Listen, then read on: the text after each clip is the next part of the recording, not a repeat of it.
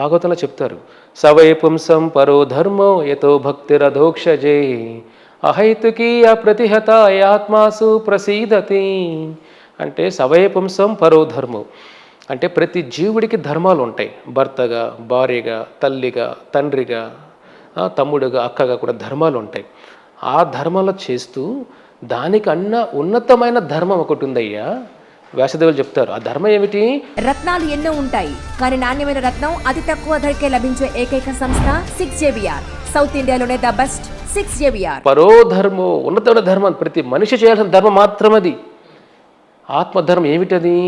యతో భక్తిరధోక్షజే, ఆ వాసుదేవుడిని, ఆ కృష్ణుడిని పూజించడమే, ఆయన ఆరాధించడమే ఆత్మ చేయాల్సిన మొదటి ఉన్నతమైన ధర్మం అది.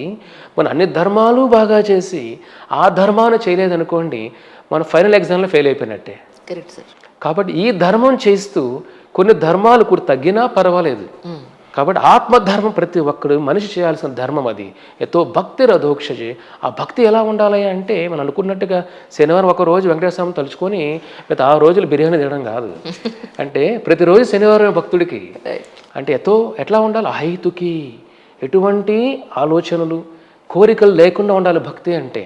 అప్రతిహత అంటే ఆటంకాలు ఉన్నప్పుడు భగవంతుడితో భక్తిని ఎక్కువగా ఆరాధించేయడం, మన ఆటంకాలు తొలగినప్పుడు ఆయన దూరంగా పెట్టేయడం, అది కాదు. అహేతుకే ప్రతిహత అంటే మన శ్వాసలాగా. మన శ్వాస ఇప్పుడు ఆరోగ్యం బాగుందో శ్వాస మానేస్తామా? కష్టాలు తీరిపోయిన శ్వాస మానేస్తామా? లేనప్పుడు అదే భక్తి కూడా ఒక శ్వాసలాగా. అది ఎటువంటి కోరికలు లేకుండా నిరంతర ప్రక్రియలాగా ఉండే భక్తి. అది ఆత్మ చేయాల్సిన పరధర్మం, ఉన్నతమైన ధర్మం అదే. ఆ నారాయణ విష్ణు హరి సేవ అది చేసినప్పుడే ఆత్మ సుప్రసీదతి. అప్పుడు ఆత్మకి ఒక ఆనందం దొరుకుతుంది. అది బ్రహ్మచారి అయినా, గృహస్థ పెళ్లి చేసుకున్న వాళ్ళైనా, వానప్రస్థ అంటే ముందు వానప్రస్థ మనకు కనపడేది ఈ కలియుగంలో ఎక్కువగా. అంటే వృద్ధాప్యం అనేది ఆ సమయంలో కూడా తల్లిదండ్రులు పిల్లలకు దూరంగా ఉంటూ భగవంతుడి సేవ చేస్తూ భార్యాభర్తలు కలిసి కూడా. తర్వాత సన్యాసం, దీనిని వర్ణ ఆశ్రమ అని అంటాం. ఆశ్రమ 4 ఆశ్రమాలు ఉంటాయి ముందు యుగాల్లో కూడా. బ్రహ్మచర్య ఆశ్రమం, గృహస్థ ఆశ్రమం, వానప్రస్థ ఆశ్రమం, సన్యాస ఆశ్రమం. ఏ ఆశ్రమంలో ఉన్నా అందరూ ఆత్మే కదా. జీవుడు ఏ ఆశ్రమంలో ఉన్నా భక్తిని ఆ భగవంతుడికి పరిపూర్ణంగా ఇవ్వాలి. ఉన్నప్పుడు ఆ గృహమేది అంటారు ప్రహ్లాదుడు. గృహమేది అంటే కుటుంబం కూడా మన కోరికల కోసం ఉపయోగించుకోవడం. ఎవరైతే కుటుంబం మన కోరికల కోసం, మన తరతరాల కోసం, మన వంశం కోసం, చాలామంది అంటుంటారు మన తెలుగు వాళ్ళందరూ కూడా, వంశం నిలబడాలి కాదు, వంశాన్ని అంతరించాలి.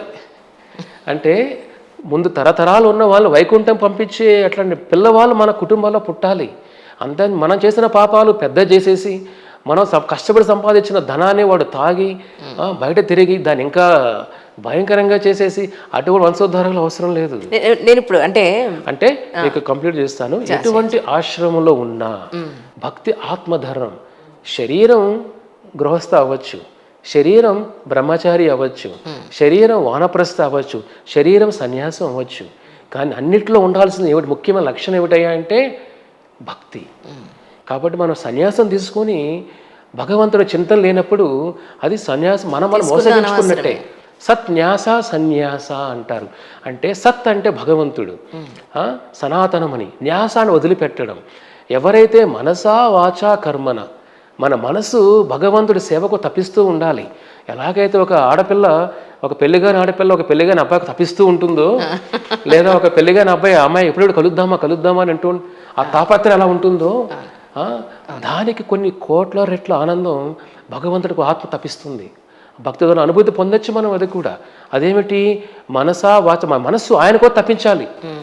వాచ, మన వాక్కులంతా కూడా మన కోసం కాదు, పుట్టిన పక్కన వాళ్ళు, ఎదుటి వాళ్ళు, వీళ్ళ కోసం కాదు, భగవంతుడిని కీర్తించడం కోసం, ఆయన లీలల గురించి జపించడం కోసం.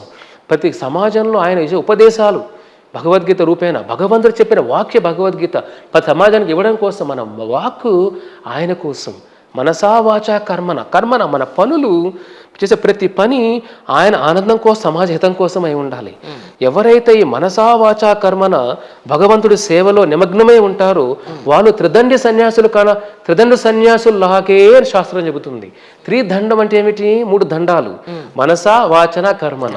ఈ 3 దండాలు అంటే 3 ఎవరైతే భగవంతుడి కోసమే ఉపయోగిస్తారో వాళ్ళు త్రిదండి సన్యాసి అని అంటారు. మనం ఏ ఆశ్రమంలో ఉన్నా కానీ ఆ భక్తిని ఈ విధంగా మన మనసావాచ కర్మన ఆయన సేవ కోసం ఉపయోగించామనుకోండి, మనం కూడా సన్యాసులే. కాబట్టి పెళ్ళైన వారైనా, పెళ్ళి కాని వారైనా, ఎవరైనా, చిన్న బిడ్డ అయినా కౌమారే ఆచరతే ప్రజ్ఞ. ప్రహ్లాదుడు అంటాడు, ఈ భక్తి 5 సంవత్సరాల వయసు నుంచి మొదలు పెట్టాలయ్యా అని అంటాడు. కాబట్టి భక్తి ఆత్మధర్మం, వయసుతో సంబంధమే లేదు, మన ఆశ్రమంతో సంబంధమే లేదు, వర్ణంతో సంబంధం లేదు. శూద్రుడా, బ్రాహ్మణుడా, క్షత్రియుడా, వైశ్యుడా, అవన్నీ శరీరంతో వచ్చినవి. భక్తి ఆత్మధర్మం కదా. ఆత్మ వీడికి అతీతమైనది ఆత్మధర్మం ఇది. కాబట్టి వర్ణ ఆశ్రమ అతీతమైనది భక్తి. అదే యతో భక్తి అధోక్షజ అంటే మనకు అతీతమైనది అని అర్థం. కాబట్టి ఏ ఆశ్రమంలో ఉన్నా మీరు చూడండి, పాండవులందరూ గృహస్థులే కదా. పాండవులు, ద్రౌపది వాళ్ళందరూ కూడా కుటుంబంలో ఉండి కృష్ణుడే వాళ్ళ ఇంట్లో తిరిగాడే. కృష్ణుడే వాళ్ళ ఇంట్లో అర్జునుడితో పడుకోవడం నుంచి సంభాషించడం కానీ వాళ్ళతో, అంటే అర్జునుడు ఒకసారి కృష్ణుడు భక్తి వాళ్ళ పైన ఎంత ప్రేమ అంటే కుంతీదేవి అంటుంది, కృష్ణ ఎందుకయ్యా ఎంత ప్రేమ మేమంటే అంటుంది, కృష్ణ నా బిడ్డలు చాలా భక్తిలో ఉన్నారు, వాళ్ళ మీద ప్రేమ కలుగుతుందేమో, స్నేహపాశం ఇమం చింది, ఆ ప్రేమను కట్ చేసే కృష్ణ, ఎందుకంటే నా భక్తి, నా మనసు అంతా నీపైనే ఉండాలి కృష్ణ, ఎందుకంటే భగవంతుడే అంత వాటి పాండవుల ఇంట్లో నిలబడి తిరిగాడంటే నారదుడు అంటాడు, మీరు ఎందుకయ్యా, మీరు ఎటువంటి పుణ్యాత్ములయ్యా, ఆ స్వామే మీ ఇంట్లో ఉన్నాడే, ఆ వైకుంఠమే మీ ఇంట్లో ఉందయ్యా. కాబట్టి మీరు అంటే వాళ్ళు గృహస్థులే, ప్రహ్లాదుడు గృహస్థుడే. మన చూసుకుంటే మన సృష్టి అంతా బ్రహ్మదేవుడు ఎవరు? గృహస్థుడే కదా. సరస్వతీదేవి బ్రహ్మ, శివా పార్వతులు ఎవరు? గృహస్థులే కదా. లక్ష్మీనారాయణ మేము పూజించే స్వామి కూడా గృహస్థుడే కదా. లక్ష్మీనారాయణ, రాధాకృష్ణులు కూడా. కాబట్టి ఆశ్రమం అనేది ఎక్కడ ఉన్నా, కాబట్టి ఒక భర్త అనేవాడు ఒక గురువులాగా ఉండాలి ఇంట్లో. ఈ జ్ఞానంతో నిండిపోయిన జీవితమై ఉండాలి. అందుకే శాస్త్రం చెబుతుంది, నా పితాహ, నువ్వు జ్ఞానం ఇవ్వలేనప్పుడు తండ్రి అవ్వద్దు. పిల్లలకి వేద జ్ఞానం, భగవద్ జ్ఞానం ఇవ్వలేనప్పుడు తండ్రి అవ్వద్దు. పిల్లలకి నువ్వు ఈ భగవద్ జ్ఞానం ఇవ్వలేనప్పుడు తల్లి అవ్వద్దు. నీ శిష్యులకి మోక్షం ఇచ్చే జ్ఞానం ఇవ్వలేనప్పుడు గురువు అవ్వద్దు. నా శిష్య, నా పితః, నా జనః. నువ్వు తల్లి అవ్వద్దు, తండ్రి అవ్వద్దు, భర్త అవ్వద్దు, గురువు అవ్వద్దు. ఎందుకంటే ముఖ్యమైన ధర్మం ఈ మానవ జీవితం, చాలా విలువైన జీవితం ఇది. బహునాం జన్మనాం అంతే జ్ఞానవాన్ మాం ప్రపద్యతే. అంటే కొన్ని కోట్ల జన్మల తర్వాత జ్ఞానవాన్ అంటే మన మనిషి జీవిత అన్వేషణ మొదలవుతుంది. ఏమిటి ప్రకృతి, ఏమిటి మన చుట్టుపక్కల, ఏమిటి మన ఎక్కడి నుంచి వచ్చాం, మన గమ్యం ఏమిటి, భగవంతుడు అంటే ఏమిటి, మన సంబంధం ఏమిటి. ఈరోజు తల్లి, తండ్రి, బిడ్డ, భార్య, భర్త బంధాలు ఉన్నాయి. ముందు జన్మల్లో ఉన్న బంధాలు ఏమిటి? కొన్ని కోట్ల బంధాలు తీసుకున్నామే. ఈ జన్మలో కొన్ని బంధాలు వచ్చి, బంధాలే జీవితమేనా? బంధాల జీవితంలో ఒక భాగం మాత్రమే, బంధాలే జీవితం కాదు. ఒక బాధ్యత కూడిన జీవితం చేయాలి. ఒక పోలీస్ ఆఫీసర్ సమాజంకి వెళ్తే సమాజం అంతా కుటుంబాన్ని కూడా ఆయన బాధ్యతగా చేస్తాడు.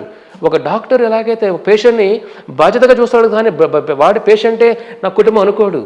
ఒక బాధ్యత చేయాలి ఏదన్నా కూడా. అదేవిధంగా భార్య అయినా, భర్త అయినా, తల్లి అయినా, తండ్రి అయినా, ఉద్యోగమైనా ఏదైనా ఒక బాధ్యతతో చేయాలి తప్ప అదే జీవితం కాదు.